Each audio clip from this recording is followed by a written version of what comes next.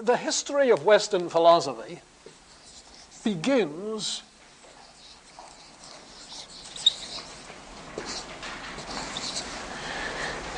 in that area of the world which I hope you recognize as the Aegean Sea, with Greece and Asia Minor. The first known philosopher who's talked about, at least, Thales of Miletus, came from just about that location, in the center of the west coast of the Asia Minor Peninsula.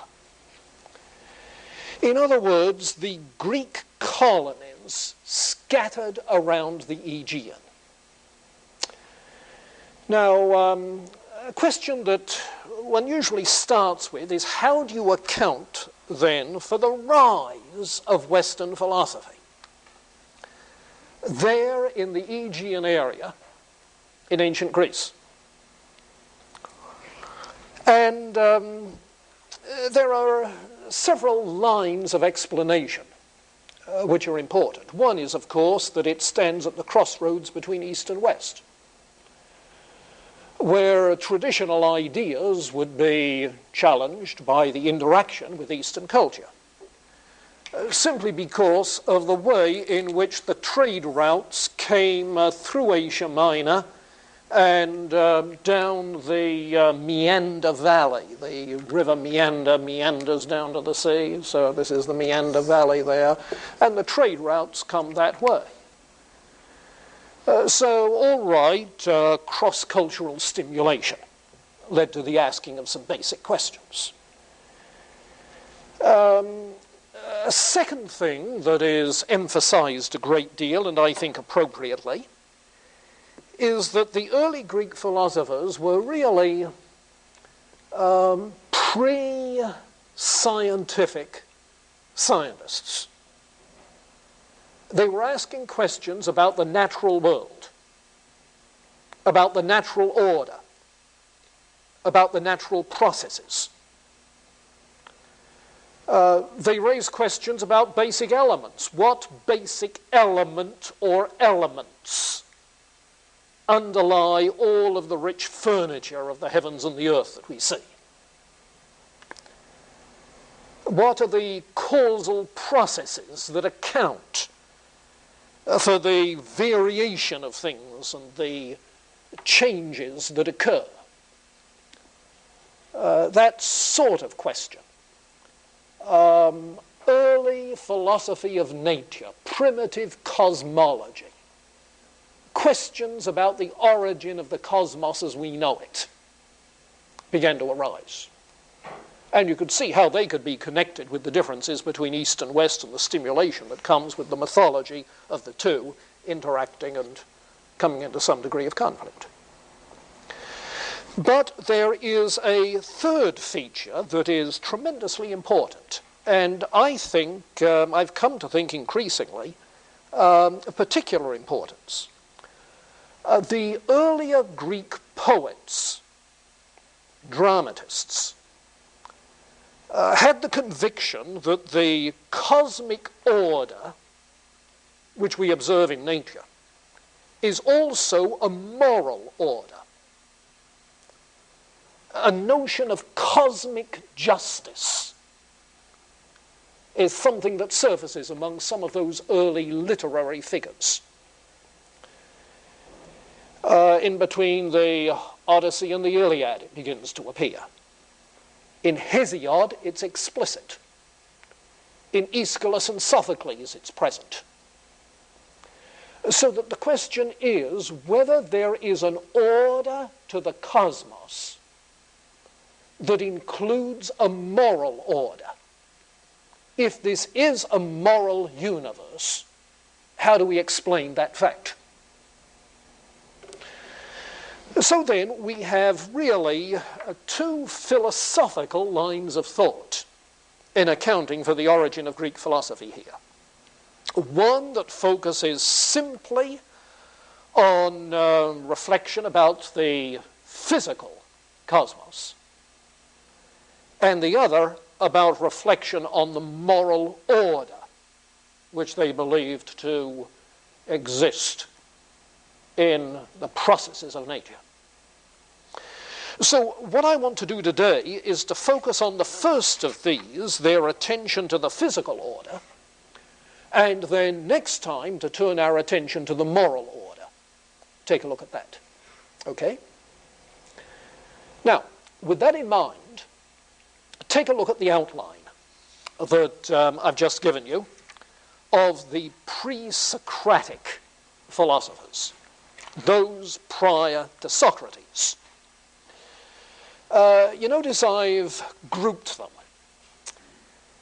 where the principal grouping is in terms, you notice, of various kinds of monism under Romans 1, 2, and 3, as against pluralism. That is to say, the question as to whether there is one basic element that accounts for everything, or whether there are many basic elements. That would be, obviously, a kind of qualitative monism, or pluralism, as the case may be. Qualitative. Is the one basic element, or the many basic elements? But it also involves a quantitative question, whether the universe is numerically one all-inclusive, solid kind of sphere, or whether there are numerically many distinguishable things. Now that sounds abstruse, for the simple reason that you think you are something different than I am, which implies there are many different things. So with a quantitative monism is going to arise some very fundamental question about the reliability of our sense experience. Because if sense experience tells us we are many in number, but the theory becomes that everything is one in number, there's something wrong either with the theory that everything is one, or else something wrong with our sense experience. So that will arise later on when we get down to the group labeled Eleatics, absolute monism, named Eleatics after Elia, which is in the toe of Italy, where some of these people were. So that quantitative issue arises there. But at the outset, we're dealing in that naive monism of the Milesians with a qualitative pluralism, or qualitative monism. How many basic elements are there? Now, remember, they've never been in the chemistry lecture hall. They've never seen the table of the elements. And impressed as they are by the ordered arrangement of things, the initial tendency is to look for one basic element. And as you read these materials, and I hope you will have read through the primary and secondary materials on the pre-Socratics by the end of this week, as you read these materials, you'll find that Thales thought that everything was ultimately reducible to, derived from, the one element he called water. Now, for the moment, disregard the fact that you don't think it's an element, H2O. He wasn't to know that, poor Thales, you see.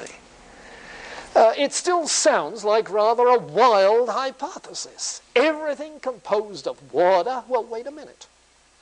Water is a remarkably adaptable kind of thing. It comes in liquid, solid, and vapor. It is essential to life. Not only to your life and mine, but to vegetation. Notice how brown everything is around here? We've had quite a drought this summer. I think I've mowed my front lawn once since early June, which is a welcome change, but it's a tragic one. You see. No, water is so fundamental to everything that goes on. That necessity. That understandably Thales conjectured that maybe this is the basic stuff. Well, he wasn't the only person in the business. And you notice the name of Anaximander, who, because he recognized that you have not only wetness, you have only dryness, you have also dryness, he began to see you have opposing qualities. And the same in other regards. Heat and cold. Light and dark. Male and female. And inasmuch as if you have opposing properties, no one can be more basic than the other, he supposed that the basic element must be something that is undefinable, and that's what the word apeiron means. It cannot be defined. It cannot be delineated, marked off. The Greek word peras means a border, a demarcation line. The alpha privative makes it negative. So apeiron, it has no definition. It's undefinable, you see. Anaximenes, on the other hand, thought that air was the basic essential. And so you begin to get this variety. And what's surfacing, if you're familiar with Greek literature, what's surfacing is the fact that they are playing with the various elements that the Greeks talked about even in their literature. Earth, air, fire, and water. Those are the four classic Greek elements. Some have suggested that they represent the four necessities of life. Earth, food, air, breath, fire, warmth, water, something to drink, nourish us. Earth, air, fire, and water, four necessities of life. But you notice that here we have Anaximenes, here we have Thales. Later on we'll find Heraclitus and some of the Stoics plugging in on fire. You see?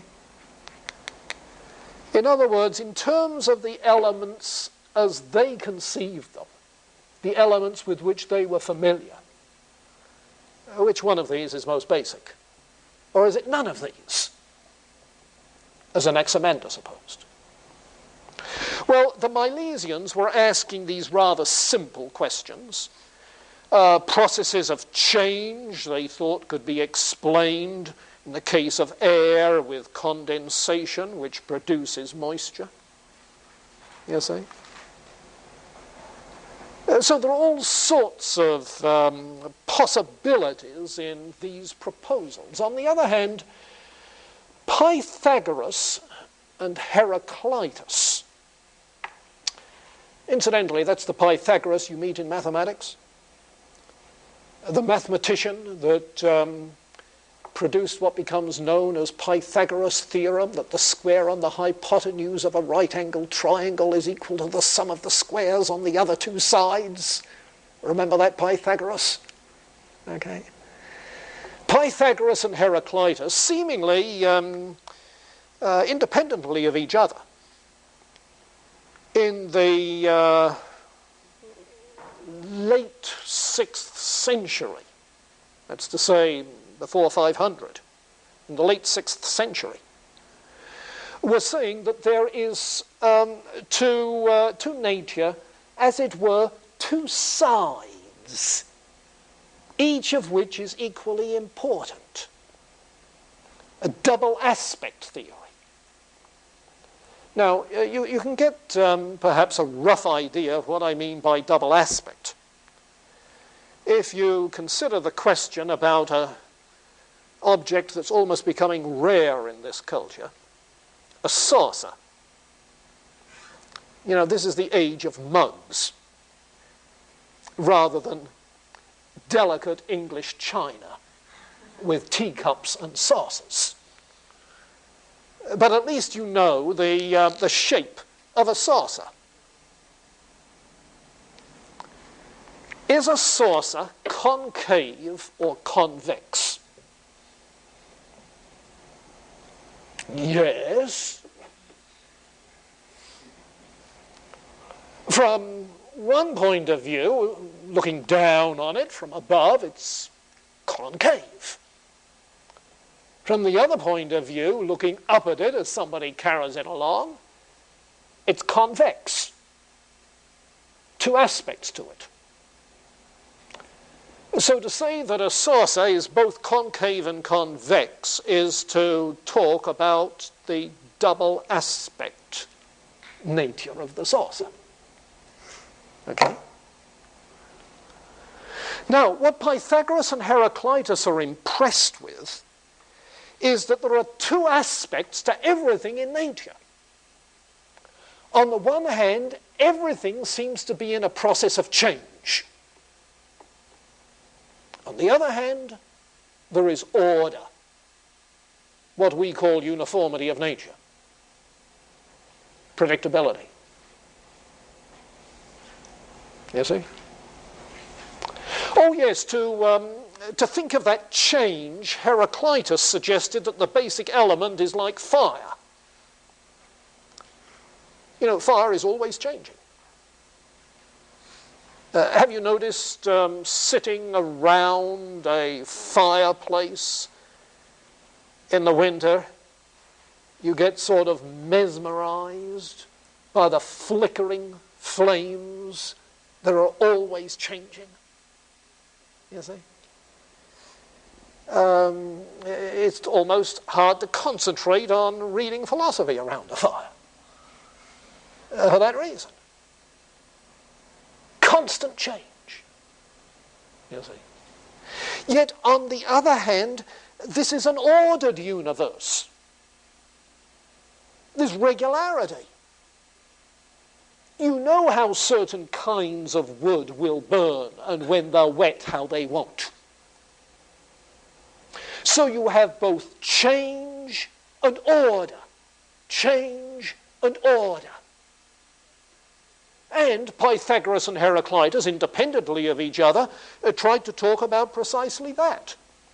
The way in which Heraclitus does it is to suggest that what we have is fire or some fiery vapor, heat rising, steam rising, everything rising and changing and flickering and burning down and so forth.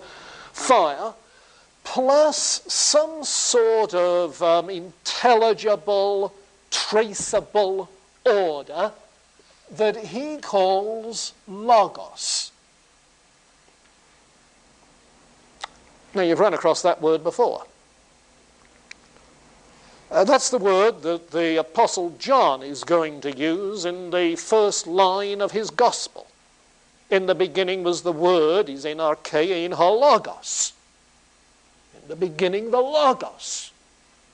You see.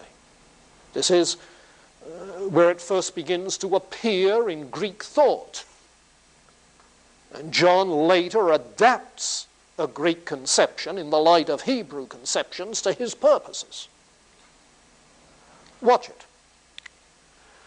Now, on the other hand, Pythagoras, the mathematician, also talks of things changing, and the idea of fiery vapor is something he alludes to.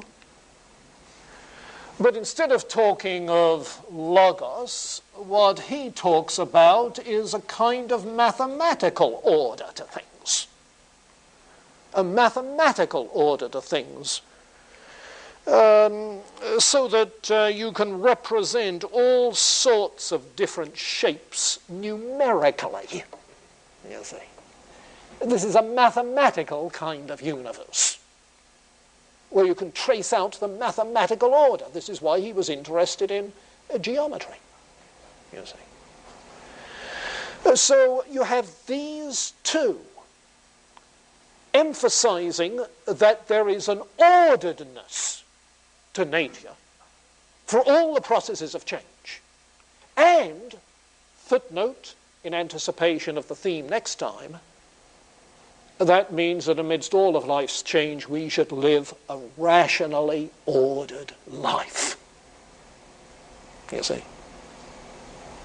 The ethic arises from this. Well, Pythagoras and Heraclitus.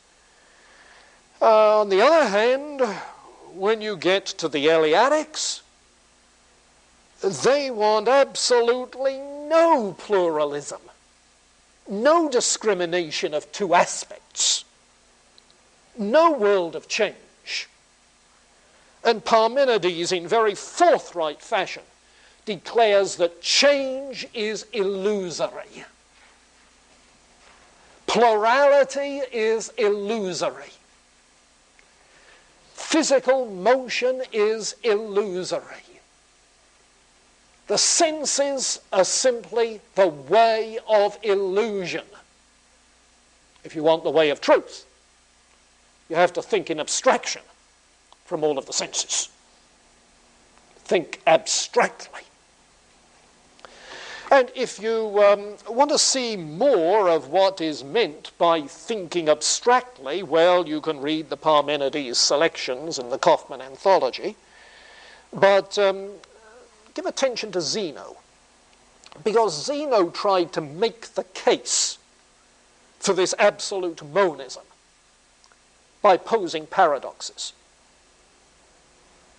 Change is a paradoxical, self-contradictory thing that couldn't occur. For instance, take for instance a hare that is chasing a tortoise. Does the hare ever catch the tortoise? No. Because, you see, here is the line along which the tortoise is moving. By the time it gets to there, the hare has gotten that far. By the time the tortoise gets there, the hare gets that far. By the time the tortoise gets there, the hare gets that far. And because the hare keeps advancing, because the tortoise keeps advancing, the hare never catches the tortoise. You say he's already eating it. And that's illusory, you see. Does a chicken ever cross the street? No. Because if this much is the street, then first the chicken halves the distance, H-A-L-V-E-S, halves the distance. Then the chicken halves the remaining distance. Then it halves the remaining distance. Then it halves the remaining distance. Then the remaining, then the remaining, then it never gets across the street. You see.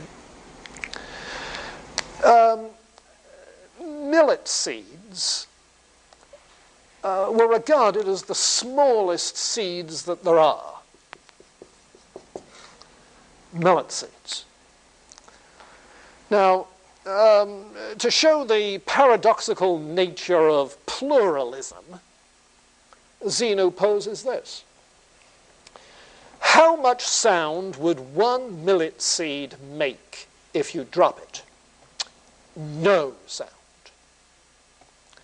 All right, drop a sack of 10,000 millet seeds. How much sound will it make?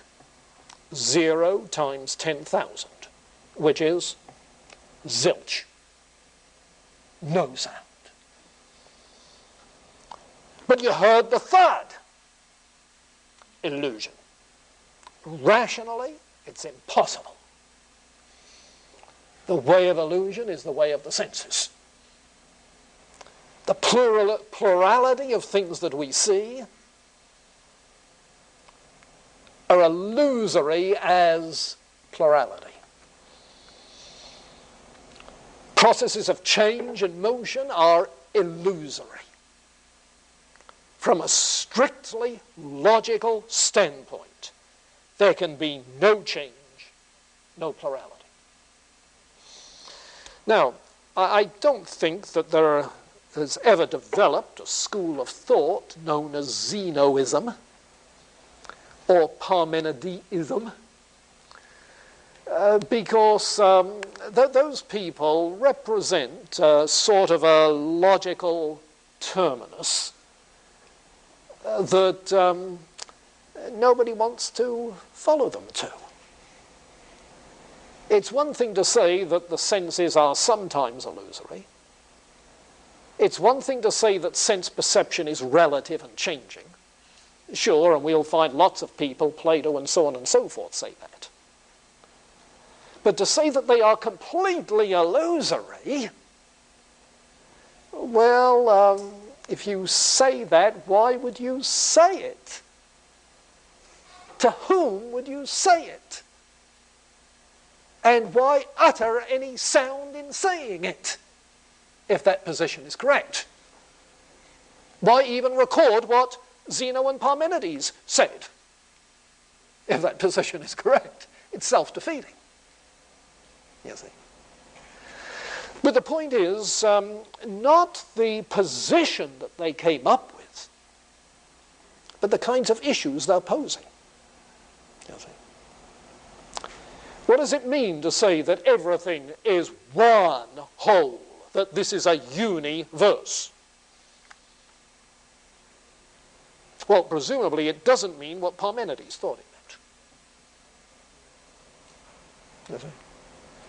But on the other hand, is this a world of radical pluralism with everything disassociated?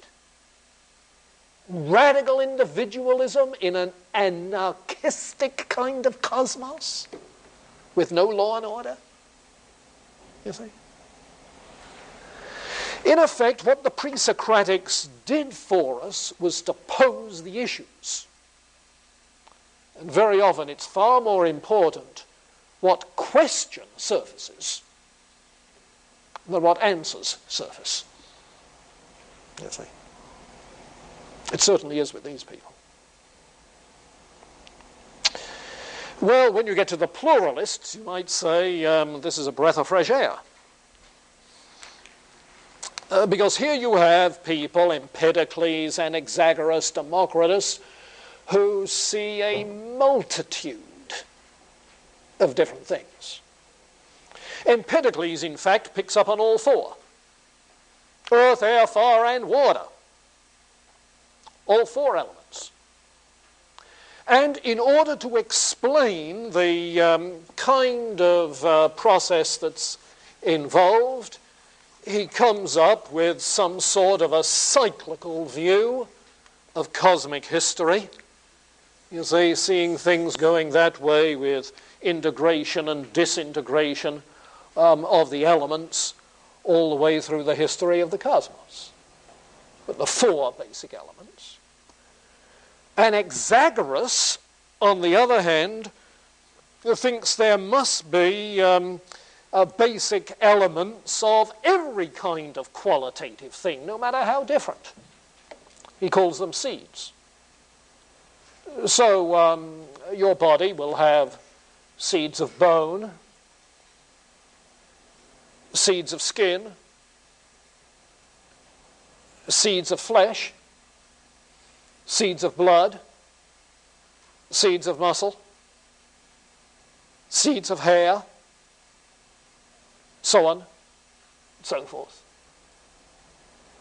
And there are some suggestions that it might be seeds of dark hair or seeds of light hair, seeds of curly hair or seeds of straight hair. Where are you going to stop this sort of pluralism? But then, having postulated such an infinite diversity of different things, all of these seeds, how are you going to account for the ordered unity of the human body, and for that matter of the universe? And so what Anaxagoras does is to talk about what he calls nous, or mind, as if there is some cosmic mind drawing things into ordered unity, in an ordered direction. Some sort of divine nous. You can see that in groping for the source of cosmic order,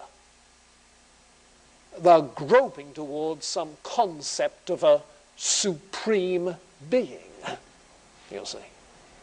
The beginnings of theology in the ancient Greeks, in distinction from some of their mythology, you see. But on the other hand, when you get to Democritus, the picture is different.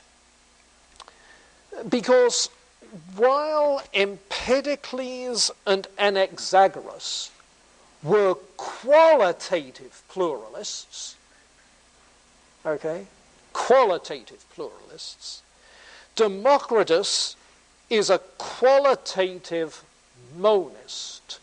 Everything is of one and the same quality. But a quantitative pluralist. That is to say, physical things are composed of infinitesimal atoms. An atom, the word literally means it cannot be split. It cannot be cut. An indivisible pellet of matter. Okay? So physical things that we know are composed of vast numbers of atoms, indivisible pellets.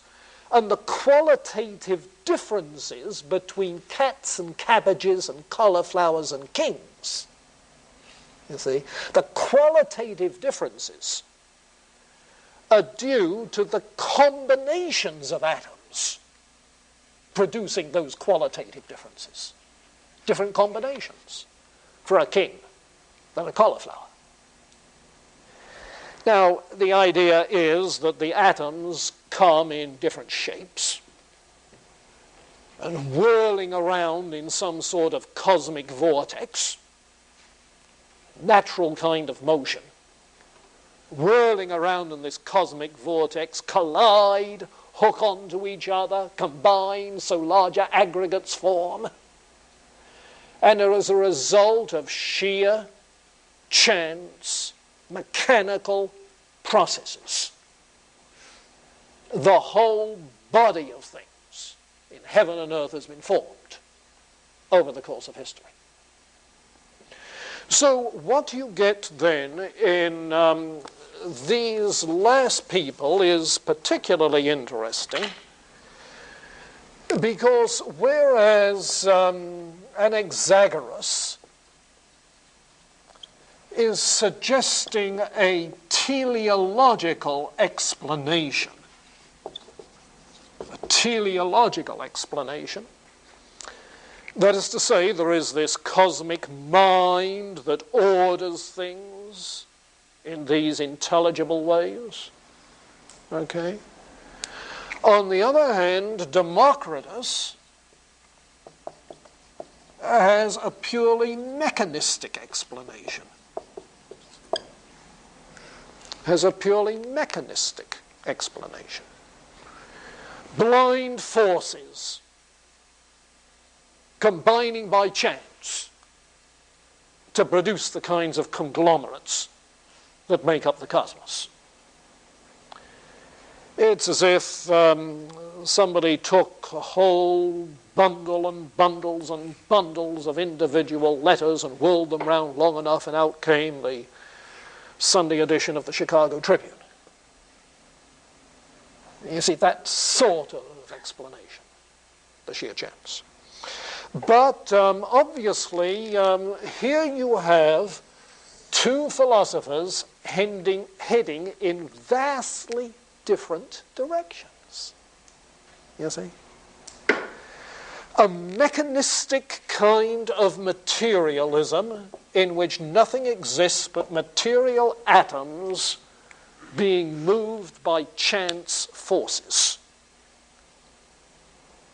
Okay? And on the other hand, a teleological explanation which is pushing in the direction of either some kind of theistic metaphysic or some kind of idealism, but some explanation which sees some immaterial reality of a rational sort, accounting for the orderedness of the cosmos. Now, that's been a quick rundown.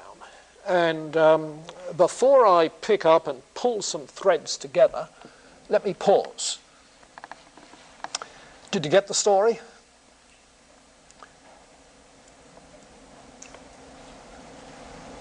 What do you want to get clear again? Ruth? You were saying that democracy is a qualitative monist, but a quantitative pluralist. Right? Yes, because all of the atoms, individual atoms, are qualitatively the same, qualitatively alike. So a qualitative monist, but a quantitative pluralist. Many of them, but all of them qualitatively alike. Yeah, does that make sense? Getting the terminology under your belt and as part of your active vocabulary is part of the task at this juncture. Yes, I just have a question on Pythagoras. Who? The first one, under pluralist. Oh, Empedocles. Okay. Would you say his model is mechanistic? I'm inclined to say no. I think he's groping towards a teleological view for this reason, that in that cyclical picture of the elements combining and disassociating, he ascribes that cyclical process to two forces that he calls love and hate. Attraction, repulsion. Now, depending how you take those terms, love and hate, they could be simply metaphorical terms for attraction and repulsion as we think of it in magnetism and electricity. You'll see. In which case it would be a mechanistic thing. But on the other hand, if you take love and hate to be some inner directedness because of natural affinity, you see, it doesn't have to be conscious any more than a daffodil growing up in the spring or turning to the light implies consciousness, you see. But as long as there is an order that is end-oriented, then you could say this is the beginning of a teleology. So I'm inclined to say that Empedocles isn't out into the clear yet, one way or the other. But I think he's edging towards the teleological view. Yeah. Okay. Now, I want you to get this general structure of the pre-Socratic period down as well as you can. We're not going to spend a lot of time on it, just today and next time. But we'll be referring back to it again and again. It'll become point of reference. Okay? So keep in mind the Milesians, okay, qualitative monists of a rather simplistic sort, the Milesians, the double aspect theories of Pythagoras and Heraclitus, the Eleatics, their absolute monism, the pluralists who pose the mechanism versus teleology question. And the reading that you're doing will put the flesh on these bones. The structure is important. Now, what I want to underscore is the kind of question that these people are raising. We think of Thales as about 600 BC. Okay, Thales about 600 BC. By the time we get down to Socrates, we're about 400 BC. So we've got essentially a 200-year span in which the Presocratics are at work. 200-year span. In which, in effect, they are formulating the philosophical agenda that Western philosophy has worked with ever since. They are formulating a philosophical agenda that Western philosophy has worked with ever since. Now, maybe you're inclined to ask, well, why should we take their agenda? Well, the thing is that it is so interwoven into Western thought patterns in every discipline, not just in philosophy, in every discipline. For the simple reason that the later sciences emerged as spin-offs from philosophy. You see. Have you noticed how your science professors have Doctor of Philosophy degrees? And many of them never saw the inside of a philosophy classroom except for people like Dr. Chappell here, who audits philosophy courses. Bless her heart. You see? Simply because natural philosophy, so-called, philosophy of nature, natural philosophy, the sort of thing that these guys are doing, is the seedbed out of which the empirical and mathematical sciences develop subsequently. You see. If you take Dr. Spradley's courses in the history of science, you'll find that the history of science up through, approximately the Renaissance is essentially one strain of what we do in the history of philosophy. You see. And then you begin to get the development of astronomy and physics independently of philosophy, later of chemistry and of biology. Sociology doesn't begin until the mid-19th century. Psychology as a science not until early 20th century, as late as 1910. What's now the Journal of Philosophy was called the Journal of Philosophy, Psychology, Scientific Method, etc. I know that's a mouthful, but that's the way it was. So the agenda that is created, you see, by the Presocratics was carried on in natural philosophy in ancient and medieval times and transmitted into modern times. So that in a sense, the question we're asking is still, what are the basic elements? Or if not basic elements, what's the basic stuff? You see? Whether you want protons or quarks, take your choice. We're still asking the same kinds of questions. And how do you describe the causal processes and the causal forces at work that produce change? You see? Same type of questions. Well, what is that agenda? What is that agenda? And I think you can see pretty clearly that it's the kind of agenda that you should have been introduced to, more or less, in your introductory course, where we usually try to get at questions in what we call metaphysics, whether or not they're labeled that way. Questions in metaphysics having to do with the nature of reality. Whether it be questions about the natural world, mechanism and teleology, or questions about whether matter is real in itself or not, as George Berkeley thought. You see? Whether mind and matter are two different kinds of substance, as in the mind-body problem in talking of the nature of persons. Whether everything that occurs is due to causal processes in a deterministic scheme, or whether there's such a thing as free will. Whether there is an ultimate source of cosmic order, whether in fact God exists. Now, those are metaphysical questions. And you can see that that is part of the agenda then posed by the Presocratics.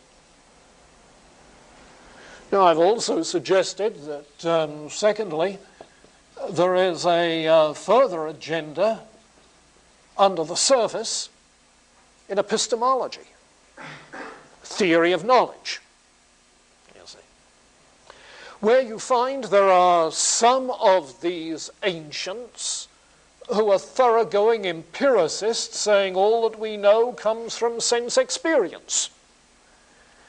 And indeed, Thales seems to talk like that. Certainly the pluralists do, though they do have occasional speculation beyond that. They're basically empiricists, as distinct from rationalists like Parmenides and Zeno, who disparage completely sense experience and say that only abstract logical thought really gives us reliable knowledge. You see.